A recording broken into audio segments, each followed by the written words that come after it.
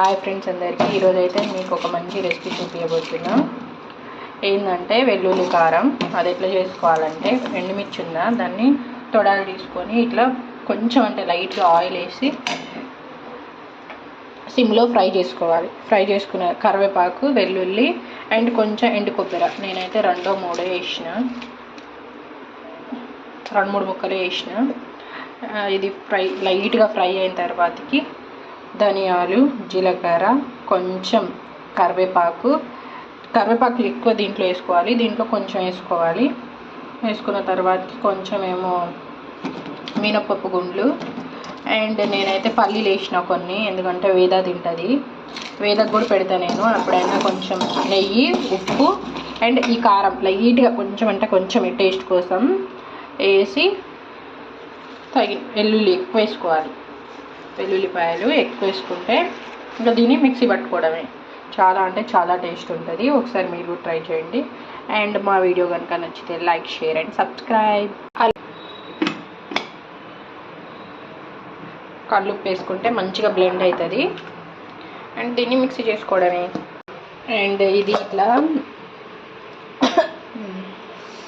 సగం బ్లెండ్ అయిన తర్వాతకి వెల్లుల్లిపాయలు వేసుకోవాలి.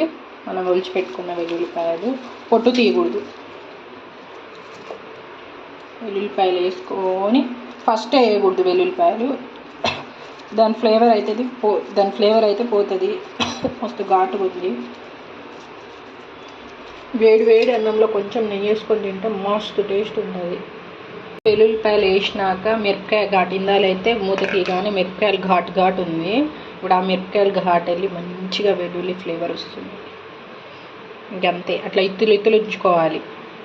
ఇవి ఉన్నాయా సీడ్స్, ఇవి ఉంచుకొని మంచిగా తింటా ఉంటే పంటికి తగులుతూ ఉంటాయి. ఫ్రై అయి ఉన్నాయి కదా, మంచిగా పంటికి తగులుతూ ఉంటాయి, మస్తు టేస్ట్ ఉంటుంది. వెల్లుల్లి కారం అయితే రెడీ అయిపోయింది. ఇప్పుడైతే మనం వేడి అన్నంలో టేస్ట్ చేద్దాం.